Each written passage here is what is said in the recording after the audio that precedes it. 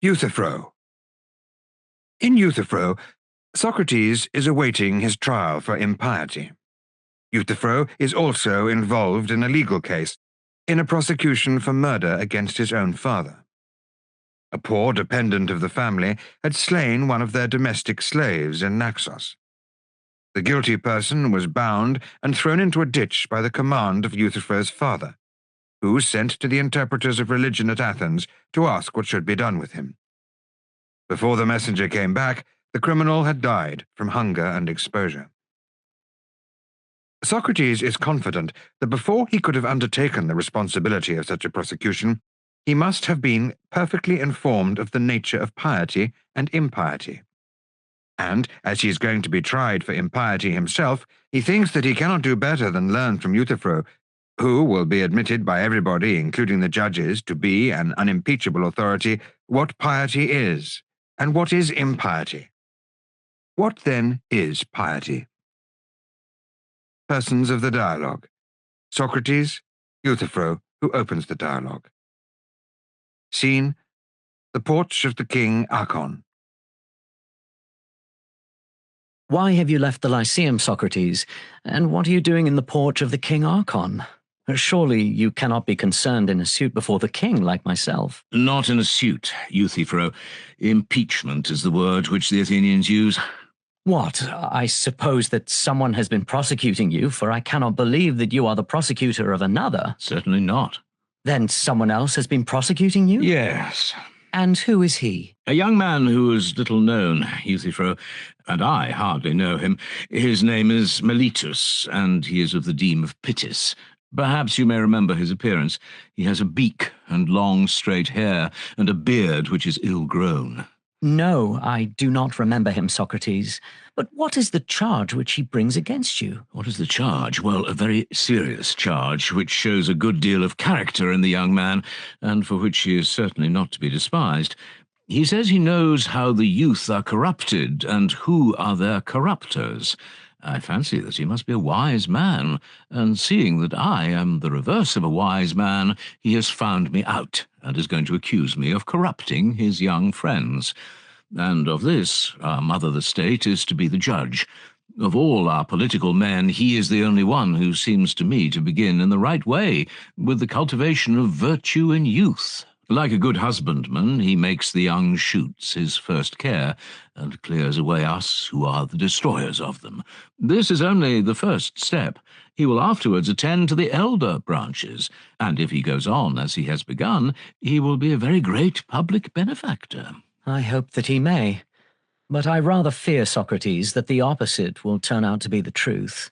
My opinion is that in attacking you, he is simply aiming a blow at the foundation of the state. But in what way does he say that you corrupt the young? He brings a wonderful accusation against me, which at first hearing excites surprise. He says that I am a poet, or maker of gods, and that I invent new gods and deny the existence of old ones. This is the ground of his indictment. I understand, Socrates. He means to attack you about the familiar sign which occasionally, as you say, comes to you. He thinks that you are a neologian, and he is going to have you up before the court for this. He knows that such a charge is readily received by the world, as I myself know too well. For when I speak in the assembly about divine things, and foretell the future to them, they laugh at me and think me a madman. Yet every word that I say is true, but they are jealous of us all, and we must be brave and go at them. Their laughter, friend Euthyphro, is not a matter of much consequence. For a man may be thought wise, but the Athenians, I suspect, do not much trouble themselves about him until he begins to impart his wisdom to others. And then, for some reason or other, perhaps, as you say, from jealousy, they are angry. I am never likely to try their temper in this way. I dare say not, for you are reserved in your behaviour, and seldom impart your wisdom. But I have a benevolent habit of pouring out myself to everybody, and would even pay for a listener, and I'm afraid that the Athenians may think me too talkative. Now, if, as I was saying, they would only laugh at me, as you say they laugh at you, the time might pass gaily enough in the court. But perhaps they may be in earnest, and then what the end will be, you soothsayers only can predict. I dare say that the affair will end in nothing, Socrates, and that you will win your cause. And I think that I shall win my own. And what is your suit, Euthyphro? Are you the pursuer or the defendant? I am the pursuer. Of whom? You will think me mad when I tell you. Why, has the fugitive wings? Nay, he is not very volatile at his time of life. Who is he? My father. Your father? My good man? Yes. And of what is he accused? Of murder, Socrates. By the powers, Euthyphro, how little does the common herd know of the nature of right and truth? A man must be an extraordinary man, and have made great strides in wisdom before he could have seen his way to bring such an action. Indeed, Socrates, he must. I suppose that the man whom your father murdered was one of your relatives. Clearly he was, for if he had been a stranger, you would never have thought of prosecuting him. I am amused, Socrates, at your making a distinction between one who is a relation and one who is not a relation. For surely the pollution is the same in either case, if you knowingly associate with the murderer when you ought to clear yourself and him by proceeding against him. The real question is whether the murdered man has been justly slain. If justly, then your duty is to let the matter alone, but if unjustly, then even if the murderer lives under the same roof with you and eats at the same table, proceed against him. Now, the man who is dead was a poor dependent of mine who worked for us as a field labourer on our farm in Naxos, and one day, in a fit of drunken passion, he got into a quarrel with one of our domestic servants and slew him. My father bound him hand and foot and threw him into a ditch, and then sent to Athens to ask of a diviner what he should do with him. Meanwhile, he never attended to him and took no care about him, for he regarded him as a murderer, and thought that no great harm would be done even if he did die. Now this was just what happened, for such was the effect of cold and hunger and chains upon him that before the messenger returned from the diviner, he was dead. And my father and family are angry with me for taking the part of the murderer and prosecuting my father. They say that he did not kill him, and that if he did, the dead man was but a murderer. And I thought not to take any notice, for that a son is impious who prosecutes a father, which shows, Socrates, how little they know what the gods think about piety and impiety. Good heavens, Euthyphro! And is your knowledge of religion and of things pious and impious so very exact that, supposing the circumstances to be as you state them, you're not afraid lest you too may be doing an impious thing in bringing an action against your father? The best of Euthyphro, and that which distinguishes him, Socrates, from other men, is his exact knowledge of all such matters. What should I be good for without it? Rare friend, I think that I cannot do better than be your disciple. Then, before the trial with Meletus comes on, I shall challenge him and say that I have always had a great interest in religious questions, and now, as he charges me with rash imaginations and innovations in religion, I have become your disciple. You, Meletus, as I shall say to him, acknowledge Euthyphro to be a great theologian and sound in his opinions, and if you approve of him, you ought to approve of me, and not have me into court. But if you disapprove, you should begin by indicting him who is my teacher, and who will be the ruin not of the young, but of the old, that is to say, of myself, whom he instructs, and of his old father, whom he admonishes and chastises. And if Meletus refuses to listen to me, but will go on and will not shift the indictment from me to you, I cannot do better than repeat this challenge in the court. Yes, indeed, Socrates. And if he attempts to indict me, I am mistaken if I do not find a flaw in him. The court shall have a great deal more to say to him than to me. And I, my dear friend, knowing this, am desirous of becoming your disciple. For I observe that no one appears to notice you, not even this Meletus, but his sharp eyes have found me out at once, and he has indicted me for impiety. And therefore I adjure you to tell me the nature of piety and impiety, which you said that you knew so well, and of murder, and of other offences against the gods. What are they? Is not piety in every action always the same? And impiety, again, is it not always the opposite of piety, and also the same with itself, having as impiety one notion which includes whatever is impious? To be sure, Socrates. And what is piety, and what is impiety? Piety is doing as I am doing. That is to say, prosecuting anyone who is guilty of murder, sacrilege, or of any similar crime. Whether he be your father or mother, or whoever he may be, that makes no difference. And not to prosecute them is impiety. And please consider, Socrates, what a notable proof I will give you of the truth of my words, a proof which I have already given to others. Of the principle I mean that the impious, whoever he may be, ought not to go unpunished. For do not men regard Zeus as the best and most righteous of the gods?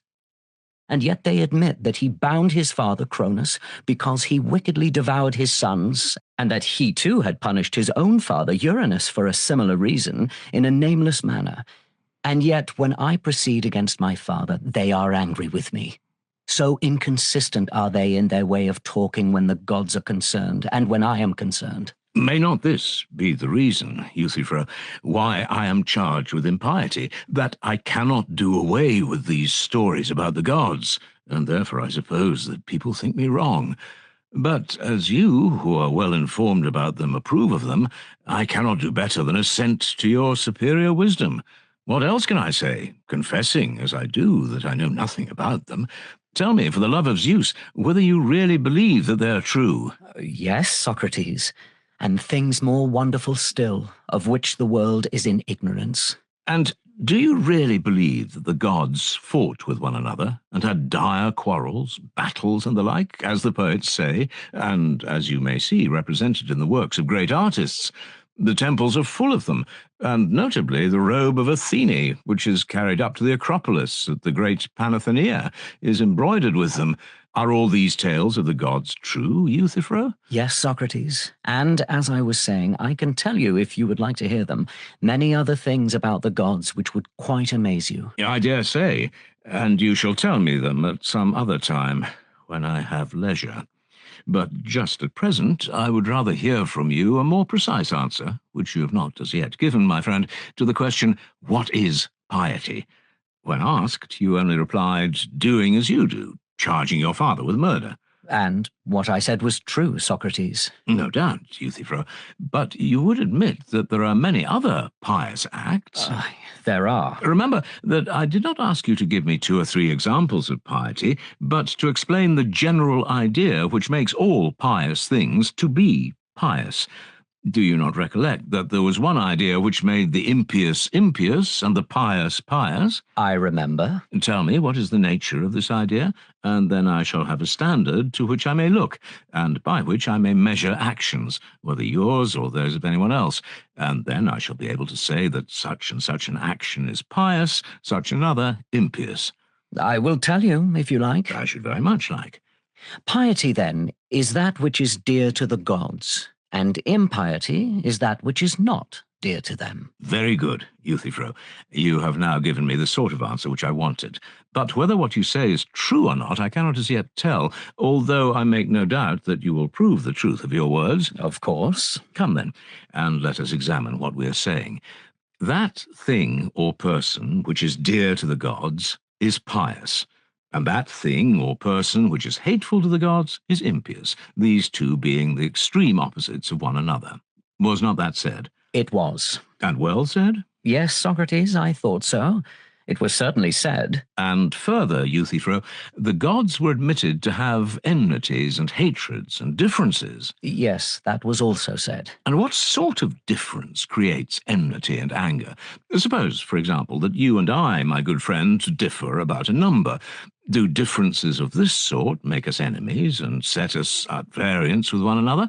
Do we not go at once to arithmetic and put an end to them by a sum? True. Or suppose that we differ about magnitudes. Do we not quickly end the differences by measuring? Very true. And we end a controversy about heavy and light by resorting to a weighing machine. To be sure. But what differences are there which cannot be thus decided, and which therefore makes us angry and set us at enmity with one another? I dare say the answer does not occur to you at the moment, and therefore I will suggest that these enmities arise when the matters of difference are the just and unjust, good and evil, honourable and dishonourable.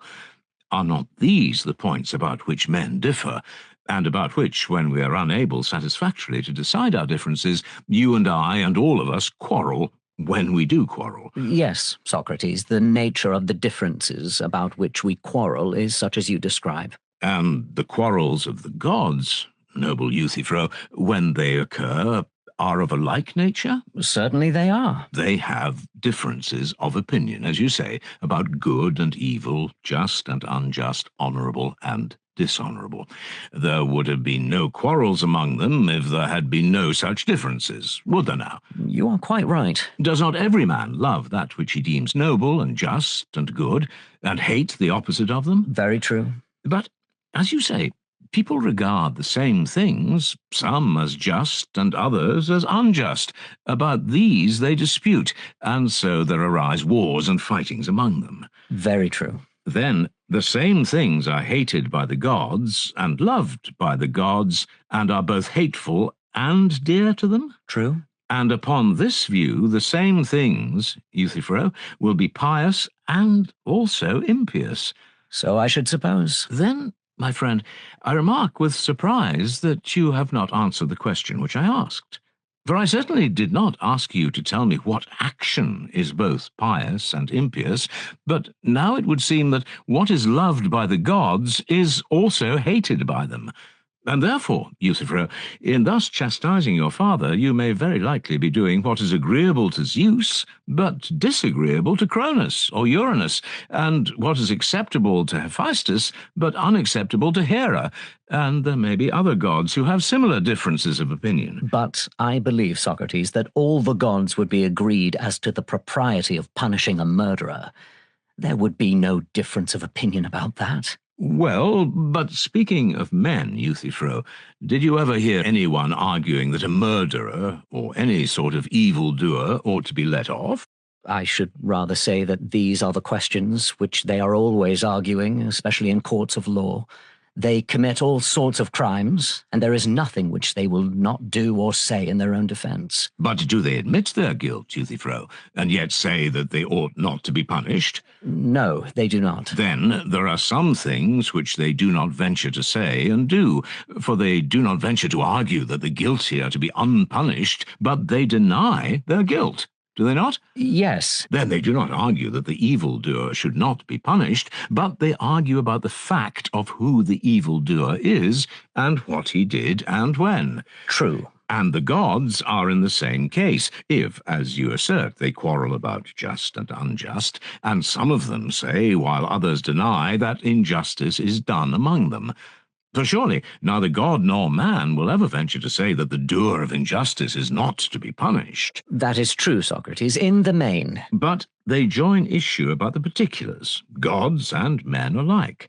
And if they dispute at all, they dispute about some act which is called in question, and which by some is affirmed to be just, by others to be unjust. Is that not true?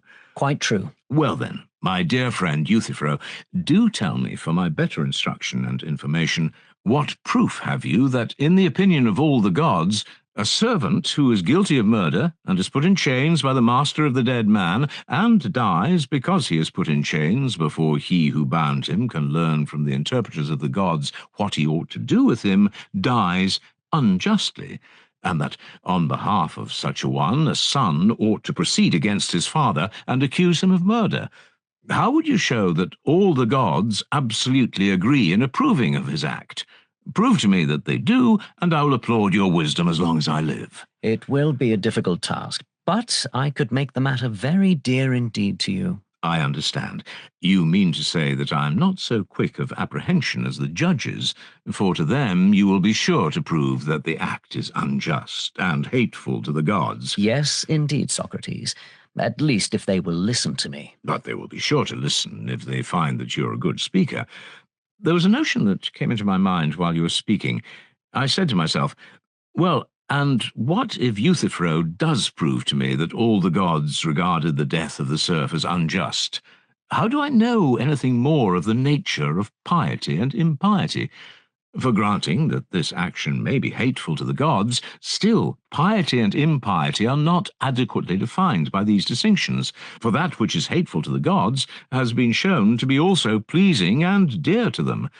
And therefore, Euthyphro, I do not ask you to prove this. I will suppose, if you like, that all the gods condemn and abominate such an action, but I will amend the definition so far as to say that what all the gods hate is impious, and what they love, pious or holy, and what some of them love and others hate is both or neither.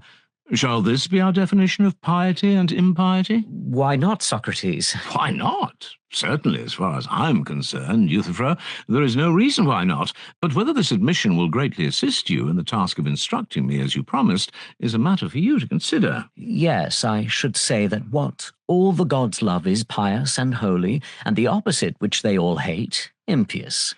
Ought we to inquire into the truth of this, Euthyphro, or simply to accept the mere statement on our own authority and that of others?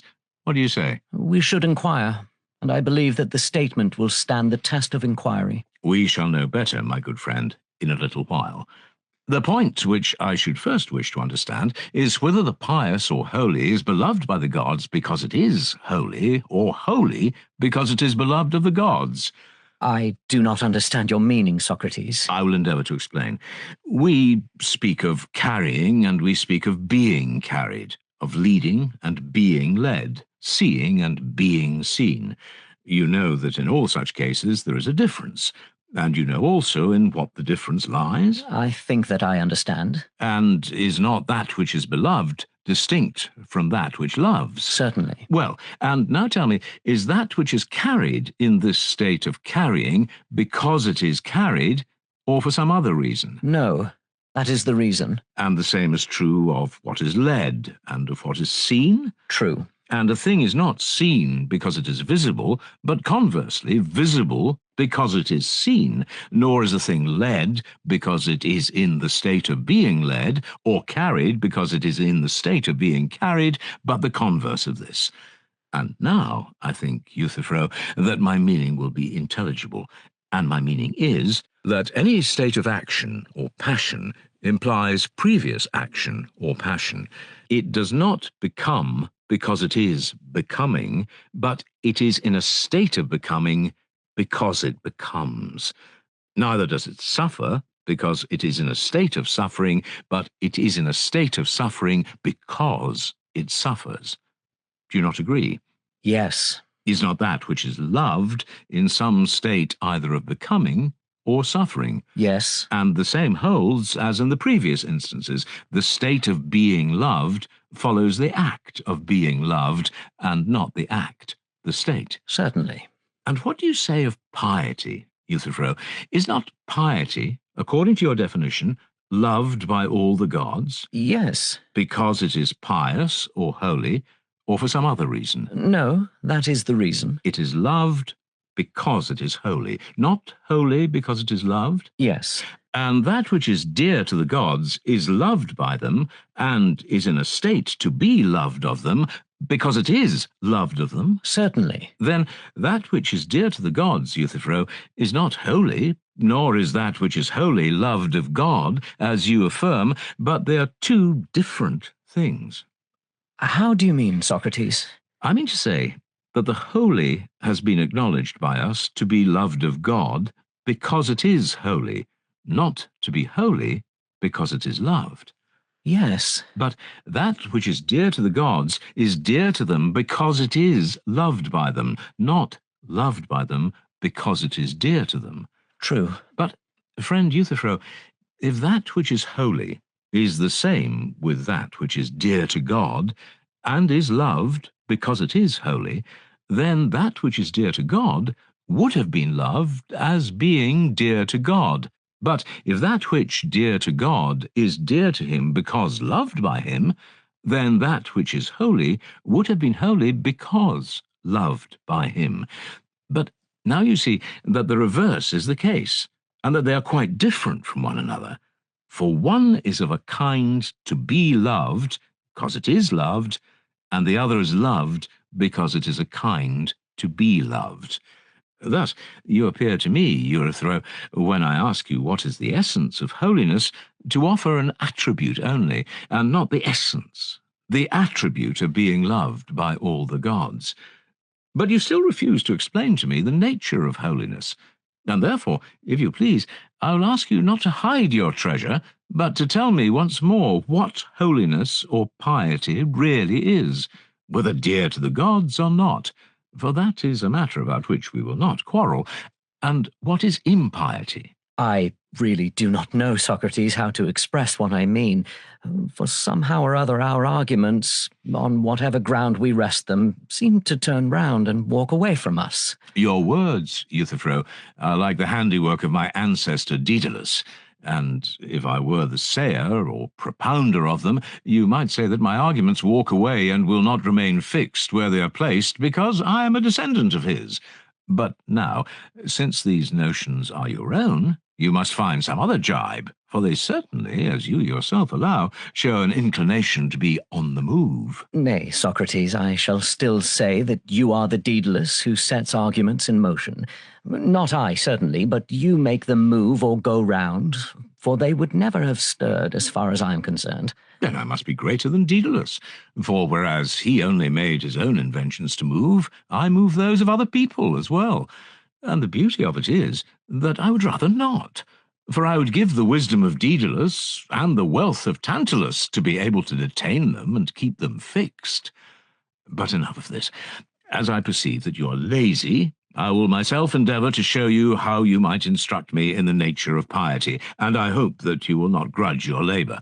Tell me then, is not that which is pious necessarily just? Yes. And is then all which is just pious, or is that which is pious all just, but that which is just only in part and not all pious?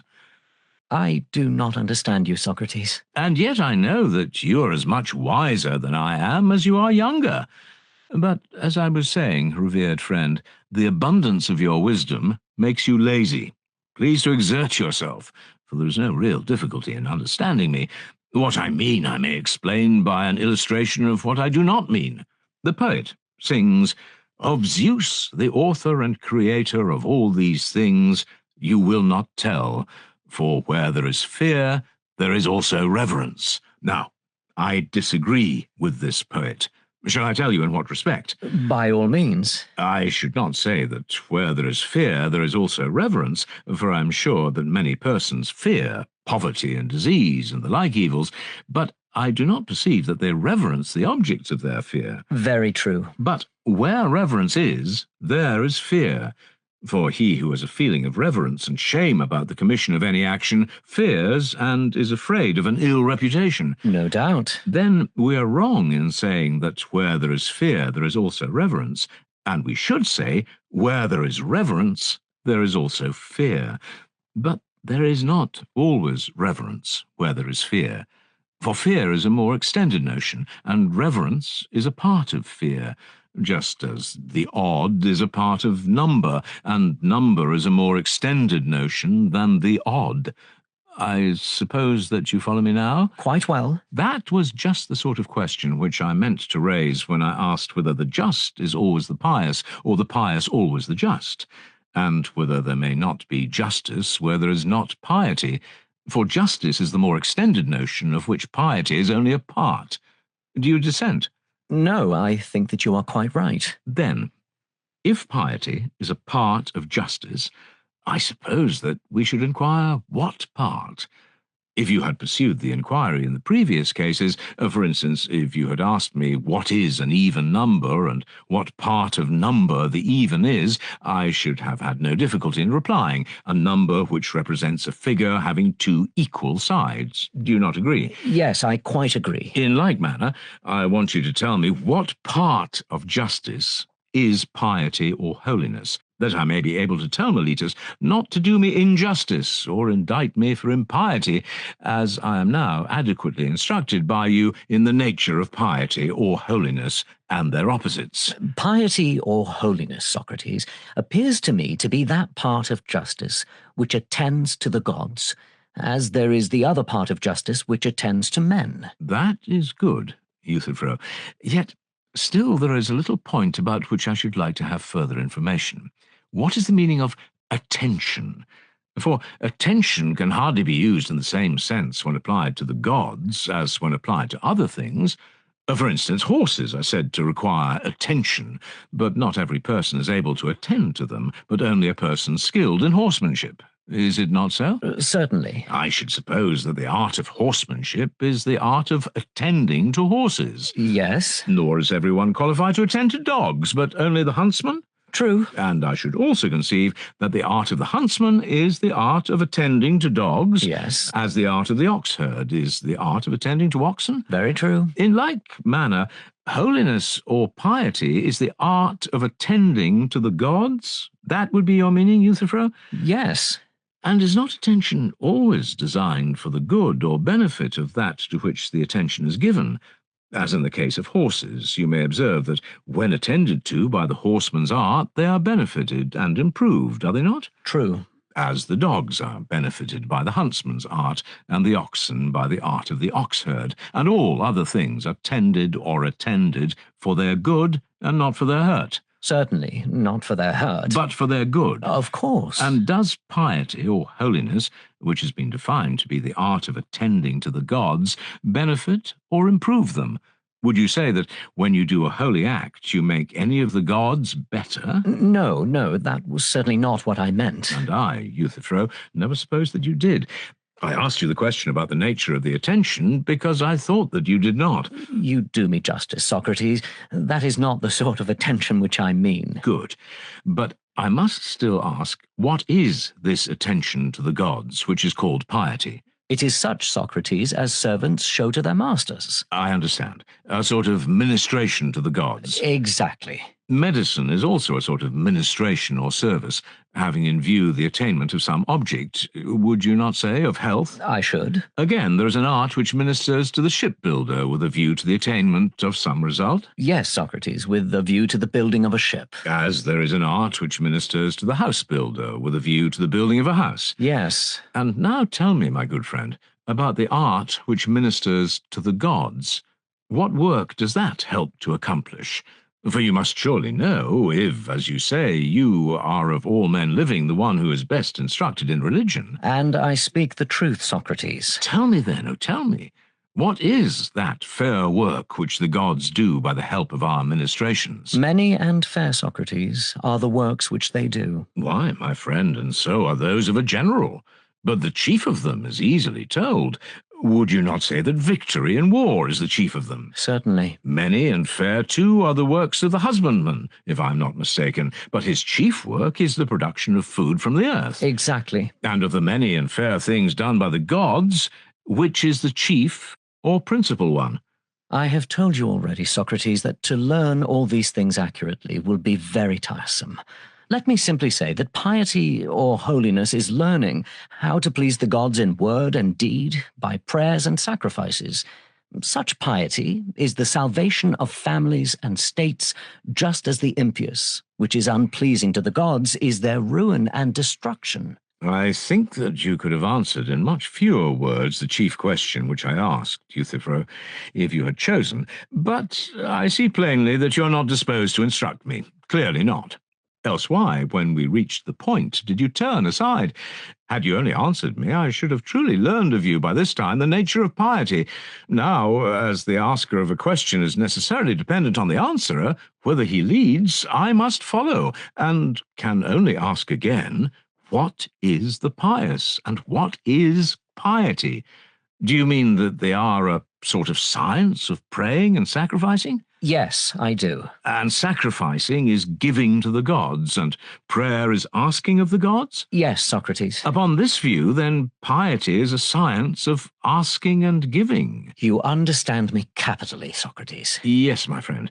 The reason is that I'm a votary of your science, and give my mind to it, and therefore nothing which you say will be thrown away upon me.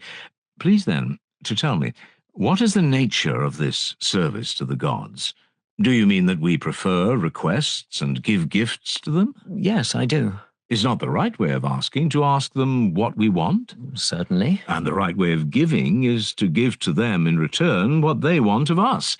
There would be no meaning in an art which gives to anyone that which he does not want. Very true, Socrates. Then piety, Euthyphro, is an art which gods and men have of doing business with one another? That is an expression which you may use, if you like. But I have no particular liking for anything but the truth. I wish, however, that you would tell me what benefit accrues to the gods from our gifts. There is no doubt about what they give to us, for there is no good thing which they do not give. But how can we give any good thing to them in return is far from being equally clear. If they give everything, and we give nothing, that must be an affair of business in which we have very greatly the advantage of them. And do you imagine, Socrates, that any benefit accrues to the gods from our gifts? But if not, Euthyphro, what is the meaning of gifts which are conferred by us upon the gods? What else but tributes of honor? And, as I was just now saying, what pleases them? Piety, then, is pleasing to the gods, but not beneficial or dear to them? I should say that nothing could be dearer. Then once more the assertion is repeated that piety is dear to the gods. Certainly. And when you say this, can you wonder at your words not standing firm but walking away? Will you accuse me of being the Daedalus who makes them walk away, not perceiving that there is another and far greater artist than Daedalus who makes them go round in a circle, and he is yourself? For the argument, as you will perceive, comes round to the same point.